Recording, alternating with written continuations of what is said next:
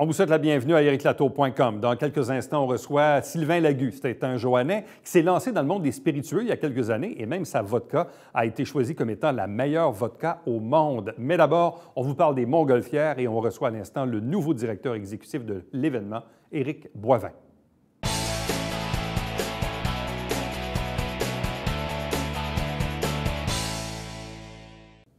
L'International de Montgolfière de Saint-Jean-sur-Richelieu a maintenant un nouveau directeur exécutif en la personne d'Éric Boivin. Il est avec nous. Bonsoir, bienvenue, félicitations.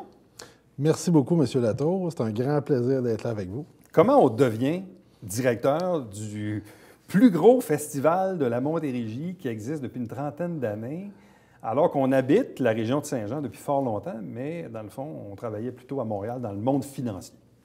En fait, je ne pense pas qu'il y a une façon de devenir directeur général du festival. Je pense qu'il y a un concours de circonstances plus qu'autre chose. C'est bien clair que ça prend une expérience pertinente à la base et un attrait pour le domaine et pour l'événement en tant que tel. Plus personnellement, j'ai vécu le festival comme festivalier, comme citoyen pendant plus de 20 ans, grand amateur. Et après presque 25 ans en gestion, principalement en marketing, transactions immobilières, gestion d'équipe immobilière pour le mouvement Desjardins. Bien, j'ai réorienté mes choix de vie vers un travail plus près de la communauté. Et l'opportunité de joindre l'équipe s'est présentée cet automne. J'avais 3 espoirs pour les prochaines années, au moment où je cherchais des nouveaux défis. Un de ceux-là, c'était d'être dans une organisation plus petite, plus à l'échelle humaine. Un autre était d'être un peu moins en chiffres et un peu plus près du produit. Et aussi de travailler près de ma propre communauté de vie et non plus au centre-ville de Montréal. Depuis quelques années, j'essayais de m'impliquer de plus en plus au sein de la communauté, avec la Chambre de commerce, avec différentes initiatives. Alors évidemment, l'opportunité du festival tombait, c'était presque un scénario hollywoodien, parce que j'aimais le produit en plus. Et aussi, mes 15 premières années de carrière m'ont gardé très, très près du secteur des événements, entre autres en gérant les événements du complexe Desjardins, en bâtissant des partenariats avec le festival de jazz, avec les grands événements montréalais. Ouais. J'ai baigné dans ce marché-là déjà et bien connu le milieu de la commandite. Donc, évidemment, quand cette opportunité-là s'est présentée, si j'avais écrit le scénario idéal, je pense que ça aurait fortement ressemblé à ça. C'est comme ça qu'on aboutit directeur général du festival. Le festival aussi existe depuis fort longtemps. A différents enjeux, il n'y en a pas qu'un seul, il y en a plusieurs. Bon, il y a un enjeu financier, bien évidemment. Ce sur quoi on a focusé beaucoup ces dernières années. Bon, évidemment, les ennuis de la météo n'ont pas aidé, mais il y a d'autres enjeux aussi attenants. Il n'y a pas juste un problème de chiffres en tant que tel, mais on le voit dans l'événementiel, il faut se redéfinir, se repositionner. Il y a moins de commandites qu'il y en avait, il y a moins de subventions qu'il y en avait, les artistes coûtent plus cher qu'avant. Est-ce qu'on fait encore un festival de la même façon qu'on faisait un festival il y a 5 ans, 10 ans ou 20 ans? Bref, c'est toutes des questions auxquelles on est confronté et auxquelles on doit finir par trouver une réponse. C'est un excellent résumé. C'est un peu ça, dans le fond, le défi, là. J'ai envie de vous ramener en arrière dans le défi, si vous permettez. Pour moi, le premier défi qu'on a quand on prend un événement de l'envergure, c'est quand même un des grands événements canadiens. Oui. C'est une marque extrêmement forte. On est la capitale des Montgolfières. Puis ça, c'est le fruit du travail de 36 ans, bientôt 36 ans.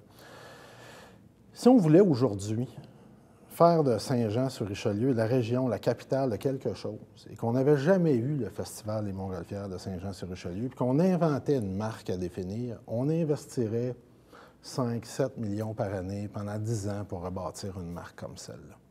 Notre premier devoir et notre premier défi, c'est de se rappeler qu'on prend en charge la protection d'un patrimoine de marque qui a une valeur énorme et des impacts énormes sur la ville, sur la région.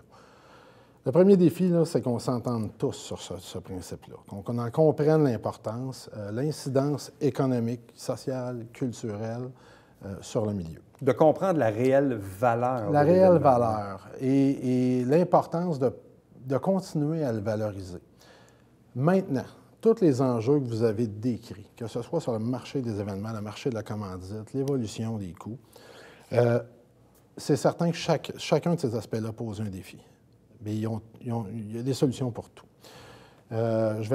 Vous avez référé aux difficultés plus financières, le milieu des événements, puis le marché de la commandite en général, là, les deux marchent main dans la main. Vous savez, un événement en général, c'est la règle des tiers. Il y a un tiers des revenus qui viennent de l'exploitation de l'événement. Il y a un tiers des revenus qui vient des subventions, des différents paliers de gouvernement, généralement en forte proportion au niveau municipal.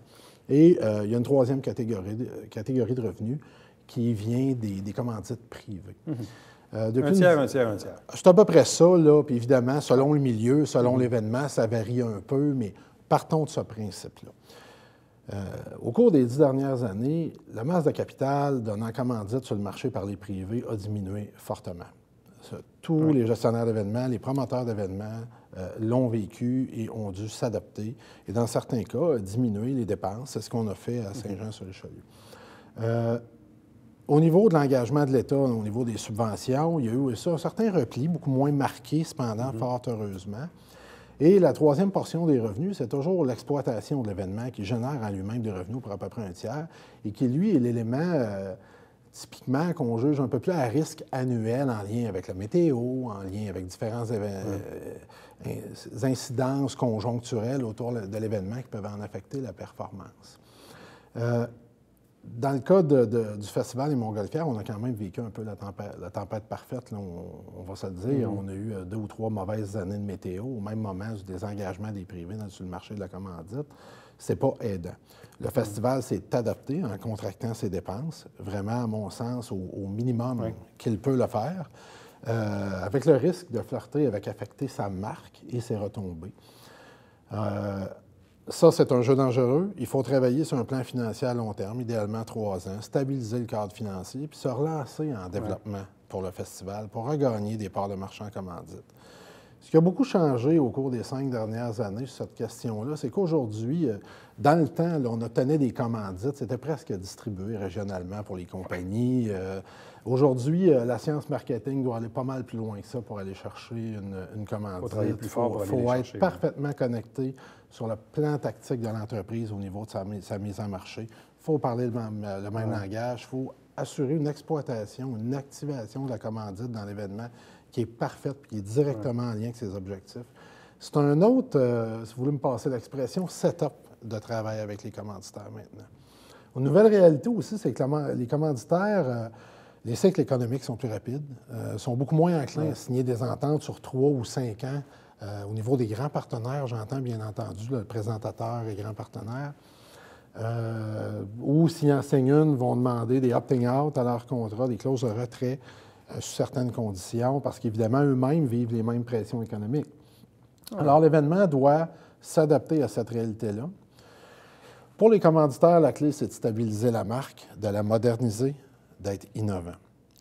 Pour les opérations, c'est de diversifier ses sources de revenus au maximum. Ouais. Alors, c'est deux des grandes clés de travail là, à ne pas perdre de vue. Là, et même au niveau du produit en tant que tel, parce que depuis fort longtemps, on nous a habitués à un festival de montgolfières, de ballons et de spectacles. Oui. On est dans une dynamique de 9 jours, 2 fins de semaine, au milieu du mois d'août, etc., etc. On est beaucoup dans cette dynamique-là, mais est-ce qu'il faut revoir aussi un peu l'offre du produit en tant que tel, sans se dénaturer, là? Il y aura probablement toujours des montgolfières et des spectacles, mais comment on peut bonifier l'offre, le produit en tant que tel? Il y a plusieurs volets à ça. Le premier, on va parler des montgolfières en premier, si vous permettez.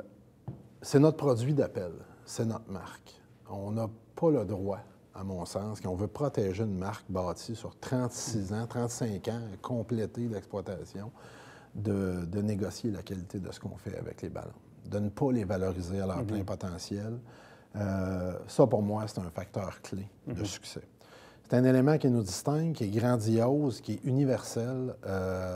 Si on veut continuer à avoir un événement qui attire plus de 40 d'excursionnistes, de touristes, c'est fondamental. C'est le caractère grandiose de ce qu'on fait. Vous savez, n'importe quel événement peut acheter des spectacles. N'importe quel événement peut mettre des manèges. N'importe quel événement peut animer minimalement une foule par différents plateaux d'animation. Là où nous, on doit apporter de l'innovation maintenant, outre la catégorie des ballons, c'est comment on modernise l'ensemble de l'animation. Comment, par exemple, dans notre programmation de spectacle, on s'assure d'assembler des solutions de spectacle que personne d'autre a. C'est là qu'on crédibilise une marque d'événement. Et finalement, je vous ajouterais qu'il y a un autre volet qui me préoccupe beaucoup, qui nous préoccupe et qui occupe l'esprit du conseil d'administration aussi de l'organisme et même de la communauté dans son ensemble, en commençant par la Ville, c'est de s'assurer que cet événement phare-là génère des bénéfices, des retombées de l'activité au-delà de la date et du site du festival. Il faut sortir de la boîte. Il faut s'assurer qu'on contribue à notre communauté d'accueil au-delà des dates et du site. C'est très, très important. Ça, premièrement, ça nourrit notre marque. Ça renforce encore plus le lien qu'on a avec notre communauté. Ça justifie aussi les subsides qu'on met dans les grands événements. C'est très, très, très important. J'effleure indirectement le sujet de l'enracinement. Il y a, à mon sens, je n'ai pas vu une étude récente là-dessus, mais 2 ou 3 événements qui ont un très, très haut niveau d'enracinement dans la collectivité au Québec. Il y a le Festival de Saint-Tite, par exemple, qui est très, très, très vivant dans la culture de la communauté. Et pour moi, le Festival des Montgolfières, c'est la même chose. Il n'y a pas une famille là, qui, avec nos enfants... qui de près ou de loin, évidemment. Écoutez, l'été des 15 ans de nos enfants, qui arrivent à un certain niveau d'autonomie, qui passent la semaine et demie au festival avec leur passeport, ça fait partie de leurs plus beaux souvenirs, comme parents avec nos petits-enfants. Comme usager aussi, moi personnellement, je suis allé, je pense, chacune des 20 années où j'ai habité à Saint-Jean-sur-Richelieu. Et mes enfants ont travaillé au festival, ont vécu le festival. Cet enracinement-là est précieux. C'est précieux, puis c'est ce qui nous donne une assise forte. C'est ce qui fait qu'on a un appui. Puis tu ne peux pas bâtir une marque, devenir la capitale de quelque chose si tu n'as pas ça. Et ça, il faut redonner à cette communauté-là. Il faut avoir ça toujours présent à l'esprit. Donc, beaucoup de pain sur la planche, beaucoup d'enjeux. Une année 2019 qui est à nos portes. Éric Boivin, merci beaucoup. Félicitations encore une fois. Merci. Puis, on va bien sûr se revoir occasionnellement au fil des mois pour parler, entre autres, de l'édition 2019 qui est à venir. Avec plaisir. Merci. Avec plaisir. Restez avec nous, puisqu'au retour, il a la meilleure vodka du monde. Il est joannais. Il s'appelle Sylvain Lagu. Il est avec nous au retour de la pause.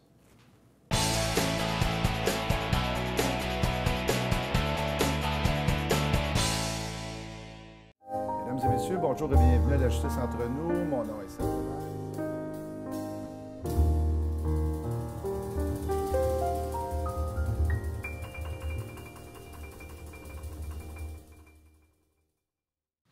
Salut, ici Alexandre Baudouin. Et François Trépanier. François, cette semaine à Sport Express, moi te montrer que la lutte s'est arrangée.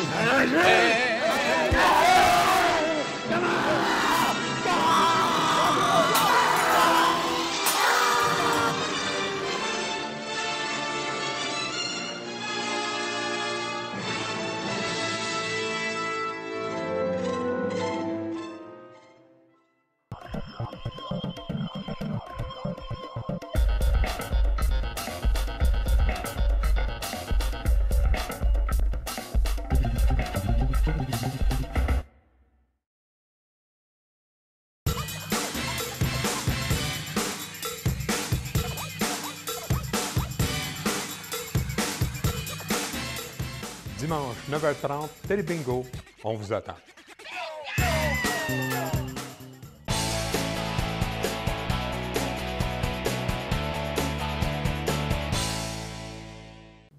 Quand on regarde ça depuis 10, 20, même 30 ans, on le sait, au Québec, on produit du vin, on produit des cidres, on produit maintenant beaucoup de bière avec les microbrasseries. Ces dernières années, on a vu des entreprises produire du gin, produire de la vodka. Et quelle ne fut pas ma surprise de voir à la mi-novembre, dans le Canada français, un article qui nous disait que la meilleure vodka au monde est produite par un Joannais du nom de Sylvain Lagu. Bonsoir, bienvenue, félicitations. Bonsoir, merci de m'inviter en studio. Ça fait combien de temps que tu occupes, disons, ce terrain-là? En fait, moi, j'ai un parcours. J'ai commencé dans les années 2000 à la SEQ Après ça, j'ai plus fait des études en commerce international, marketing, puis j'ai gravité vers le monde des agences. Dans le fait, l'intermédiaire entre l'agent, entre le producteur et la SEQ. Il y a tout le temps quelqu'un qui va soit faire la promotion, qui va l'importer, et ainsi de suite. Fait que j'ai fait ça pendant des années. Par la suite, j'ai décidé de créer mes propres produits. White Keys, ça a été mon premier. Ça a été disponible en octobre 2016. Fait que grosso modo, j'ai peut-être commencé le projet en 2014. Puis tranquillement, ça a vu le jour. Puis le premier produit est tout un petit peu plus long aussi à introduire. Il faut que tu apprennes. Juste les rouages de la SEQ, comment que ça fonctionne, ça prend un peu de temps. L'inspiration venait d'où? Bien, en fait, moi, je voulais créer des références à long terme produits. Quand on fait une vodka, comment on a décidé de faire une vodka? Il y a tout le temps une partie importante d'eau. Tu as 56 d'eau dans une vodka. Une fois qu'on a su ça, on se dit, OK, plus que 50 c'est de l'eau. On a voulu prendre un eau de sève d'érable. On a juste googlé meilleure eau au monde. On est tombé sur des personnes qui s'appelaient Delobier. On les a rencontrés. On a fait une entente avec eux. Mais c'est une eau qui est vivante, c'est une eau qui est organique. On ne pensait pas que ça aurait son lot de problèmes. Apprendre à travailler cette eau-là, ça prend du temps. C'est ce qu'on a découvert, mais ça fait une vodka qui est soyeuse. Nous, on voulait vraiment rendre l'eau à l'intérieur du produit. On le goûte dans le produit, mais ça a été un bon challenge. Et comment on fait pour que notre vodka ait un goût différent des autres, différent de la compétition? Si on dit à la base qu'il y a à peu près un peu plus que la moitié que c'est de l'eau, on a le contrôle sur l'autre moitié. Comment on fait pour que notre produit se différencie des autres? Ça, c'est pas facile. Dans la vodka, c'est sûrement le spiritueux le plus marketing parce que c'est un peu comme du parfum. Il faut que ça goûte à la base d'une vodka, la description est très plate. Il faut que ça goûte rien, il faut que ça sente rien, il faut que ça soit incolore. À partir de là, comment tu te démarques? C'est souvent dans le marketing. Nous, sérieusement, White Keys, tu goûtes une ou deux fois à l'aveugle, tu vas la reconnaître. Ah oui? Alors, on a un standard vodka, mais la semblant de sucrosité, la texture, la finesse, tu n'as pas un côté brûleur. On se rappelle toutes des anciennes vodkas, ou pas des anciennes vodkas, mais une vodka, nos premières expériences dans l'alcool, un peu alcool à friction, on la mêlait avec du jus d'orange. Dans White Keys, tu as une pureté, tu as une rondeur que peut-être les autres n'ont pas. Fait que on s'est différencié beaucoup par l'eau. Puis après ça, on utilise du maïs aussi, qui a une texture grasse, puis on a appris à travailler avec ces matières premières-là. Et pourquoi White Keys s'est vu décerner la note de meilleure vodka au monde? Bien, en fait, là-bas, c'est à Londres, The Spirits Business, c'est la référence dans les concours. C'est comme le Wine Spectator, mais au niveau des spiritueux, si on veut. C'est tous des juges indépendants, c'est la référence d'un concours, c'est la référence mondiale dans les concours. Puis aussi, c'est une revue de Spirits Business. C'est un blind tasting, donc une dégustation à l'aveugle. Les juges ne savent pas qu'est-ce qu'ils goûtent, puis ils ont des notes. Pour pouvoir avoir le master, la différence, c'est que tu as plusieurs médailles d'or qui sont tout le temps octroyées, plusieurs médailles d'argent, plusieurs médailles de bronze, mais tu as un seul master. Le master, il faut que tous les juges donnent une note plus que 90 Puis la dernière fois qu'il y avait eu toutes les notes plus au-dessus de 80 c'était en 2015. C'est de 2015 qu'il n'y avait aucun master qui avait été octroyé. Donc, c'est maximum un gagnant par année, mais c'était à l'aveugle. Fait que quand c'est ton nom qui sort, ben t'es content. Mais ça doit donner ça a pris coup de main, ça? Ça a donné un bon coup de main. Les gens vont avoir plus confiance au produit, ils vont vouloir l'essayer. On était quand même pas mal médiatisés dernièrement. On a des campagnes dans différentes SEQ. Là, bizarrement, on existe réellement depuis octobre 2016, mais je pense que le produit existe dans la tête du Québécois depuis 2 mois. Mais tu produis également du gin et du rhum? Oui, exact. On a commencé avec White Keys. Après ça, on a produit un rhum, rhum Sainte-Marie. On va tout goûter les produits. On importe la mélasse du Guatemala. On fait une fermentation de canneberge, Cantalou. On a créé une recette qui est à nous, qui est très différente des autres rhums épicés. Et dernièrement, j'ai sorti cet été un portage dry gin, un gin très classique avec beaucoup de baie de Genièvre qu'on voulait remettre la baie de Genièvre de l'avant. Puis on n'a pas gagné le master, on a gagné la médaille d'or à The Spirits Business, le même concours. On a quand même eu un bon engouement médiatique, mais on est le seul gin à travers le Canada à être médaillé d'or à The Spirits Business. Fait que ça a été une bonne année. On est 2018, on a gagné un super prix avec portage puis un prix exceptionnel avec White Keys. Qu'est-ce que ça demande comme organisation?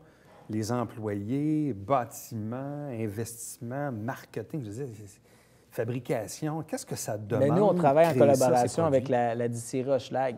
Jean-François Théoret, maître distillateur, on a monté les recettes ensemble. Eux, à l'intérieur de ça, c'est près du tunnel Hippolyte-Lafontaine. Ils font beaucoup de bières, ils ont peut-être une 60aine d'employés. OK. Ça demande, c'est sûr, juste l'embouteillage est long, la distillation. Plus tu produis, plus ça te prend des employés. C'est quand même une bonne comme une logistique. collaboration, si on Une veut. collaboration. Eux, ils produisent plus de bières, mais quand même, Jean-François Théoret, c'est un maître distillateur qui est le fun à travailler, extrêmement passionné, tout ça. Puis on a une super collaboration avec eux. Bon. Et là, dans le fond, ces produits-là sont disponibles en SAQ? Oui. On est Dans disponible. beaucoup de SAQ? Bien, avec Rhum Sainte-Marie, quand c'est disponible, les SAQ ont 24 heures pour commander, puis ça tombe en rupture. Depuis qu'on est sorti, ça fait presque 2 ans. Juste pour vous dire, les SAQ, au début, on produit à Montréal, ça a pris 5 ou 6 batchs avant que ça passe un pont. C'est souvent moi qui faisais les transferts parce que les SAQ n'étaient pas assez rapides pour commander. Là, en ce moment, on est peut-être dans 120 SAQ. On a sorti 300 caisses en novembre, là, on n'en a plus. On va sortir un autre batch en janvier, mais on a quand même des lots à l'intérieur de la SAQ, mais c'est mon produit le plus difficile à trouver parce que je ne suis pas capable de fournir la demande. Et dans le cas du gin et Gin, de la vodka? Gin est facile. J'ai 220 succursales, 230 qui le tiennent, puis White Keys autour de 200. Normalement, SAQ qui le tiennent. Donc, il y a une SAQ sur 2. Puis en ce moment, j'ai à Saint-Jean-sur-Richelieu, j'ai un bon public. On va à SAQ à Saint-Jean. J'ai tous mes étalages sur le plancher. Même chose à Iberville. Je suis facile à trouver. Juste SAQ.com, White Keys Vodka, on va le trouver. Est-ce que les consommateurs font le lien avec le fait que c'est fabriqué au Québec? De plus en plus, je pense que la portée médiatique qu'on a eue nous a aidés. Les gens vont s'informer aussi. Ils vont poser, les conseillers en vin connaissent notre produit. Les gens vont demander un conseil. On a un bon capital de sympathie des conseillers en vin. Ils vont emmener souvent le client vers un gin québécois versus international. Et c'est quoi la capacité de production versus aussi la capacité éventuelle d'exportation?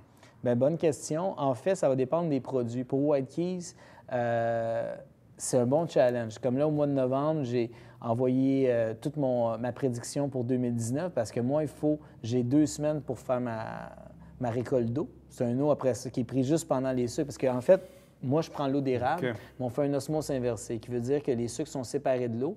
Tu as juste 15 qui part pour la production de sirop d'érable, donc c'est une eau qui est concentrée en sucre, puis l'autre 85 est jeté. Mais il faut le prévoir d'avance. C'est une eau, après ça, qu'il faut qu'il soit traité, il faut qu'il soit bien entreposé. C'est une eau qui est vivante. Si jamais j'ai une demande en France qui me dit « OK, envoie-moi 15 palettes », bien, je ne vais sûrement pas pouvoir. Il faut qu'on travaille avec les différents marchés, exactement. Il faut que tu me le dises là pour 2019, mettons. Qu'est-ce que ça goûte? On va faire ça. Faire ça ensemble. C'est le moment le fun. Donc ça, c'est la vodka. La vodka. On commence la vodka White parce Keys. que, veux pas, le gin, après ça, il va prendre beaucoup de place. Puis il y a une sucrosité dans le rhum. Vous allez voir, quand on goûte une vodka, comme je disais tantôt, tu peux avoir rapidement le côté éthanol avec la friction de brûlure. Tu vas avoir une texture en bouche, tu vas avoir un semblant de sucrosité. Tu n'as pas de sucrosité. Nous, on va dire un petit côté qui peut paraître poète, mais le fantôme du sucre. OK. C'est le pas qu'on de goûte? sucre. Oui, on y va. Tu as même du fruit, tu as de l'épice. C'est smooth en soi. C'est sûr, c'est un alcool à 40 souvent, c'est sûr que souvent, la vodka, on la dilue. C'est ça l'affaire. Avec On va la du jus diluer, d'orange mais si, exemple, ça en martini, ça va être super bon. C'est sûr que si on remplit notre verre de jus d'orange, peu importe la vodka que tu vas prendre, ben tu vas le perdre un peu. Ou dans un Bloody Caesar. Moi, j'adore les Bloody Caesar, mais après ça, je serais menteur de dire « Ah, celle-là, c'est telle, celle-là, c'est telle ». Je pense que si tu y vas sur glace, tu y vas en martini, tu y vas avec des recettes avec peu d'ingrédients qui met la vodka de l'avant, ça va à peine d'aller vers un produit comme ça. Parce qu'un martini, c'est 2 ingrédients. Tu prends un vermouth so-so avec une vodka so-so, bien, tu vas avoir le martini que tu as. OK. L'autre produit ensuite, c'est le gin. Oui, on va aller avec portage. Comme je disais tantôt, retour aux sources du gin. On voulait, pour vraiment, le gin à la base, c'est la baie de Genièvre qui fait l'essence de tout ça. Puis on trouvait que souvent les gins québécois étaient super beaux, mais on est allé très aromatique, avec des recettes un peu plus peu différente pour se démarquer. Nous, on voulait revenir aux bases. On met 70 de baie de genièvre, qui est une quantité énorme dans le dry gin. Même 40 c'est considéré beaucoup. Après ça, on met graines de coriandre, racines, graines d'angélique, puis racines de réglisse. Qu'est-ce qu'on fait? C'est qu'on fait une macération avec tous les ingrédients. On ramène l'alcool à 50, ce qu'on parle d'un alcool à 96. On la ramène à 50. Après ça, on va tout redistiller à l'intérieur de l'alambic. Donc, c'est une vraie macération. Tu n'as pas d'essence naturelle, c'est des vraies macérations. Et tu privilégies toujours le fait de la prendre comme ça et de ne pas la diluer non plus avec du 7-Up ou avec... En fait, nous, toute la campagne autour de portage est autour du gin tonic. Souvent, on est très proche de l'industrie du bartending. Ils me disaient que les gins sont tellement rendus aromatiques, ça débalance nos tonics. On est loin du beefeater. C'est ça. Moi, en fait, avec un gin tonic, ça va être vraiment bien. Okay. Ça laisse la place. Le gin et le tonic ensemble, bien, les deux ont leur place, sans dénaturer le produit.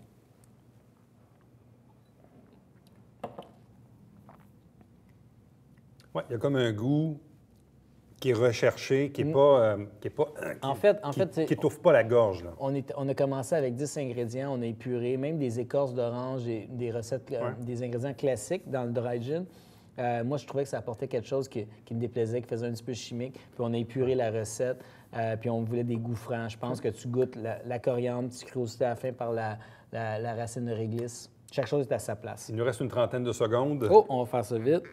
On arrive au rhum épicé. Au rhum épicé, oui. En fait, le rhum épicé, grosso modo, on n'est pas sur le côté rhum épicé classique, sans nommer Captain Morgan, mais mettons, je le nomme.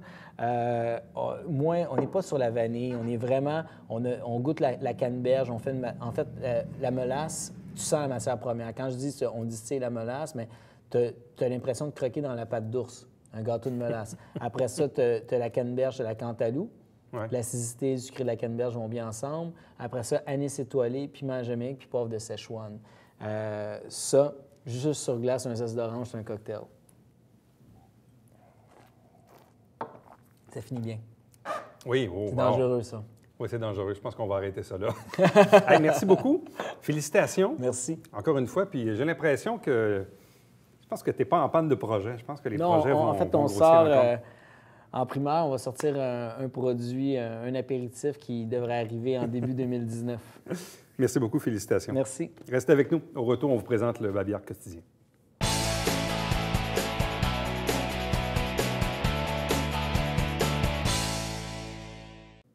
Lundi, le 7 janvier, au pavillon Mille-Roches à Iberville, au retour des fêtes, il y aura une collecte de sang organisée par l'Association des pompiers. Donc, parfois, au retour des fêtes, vous désirez faire un don de vie, un don de sang, bien, allez-y lundi, le 7 janvier, au Mille-Roches.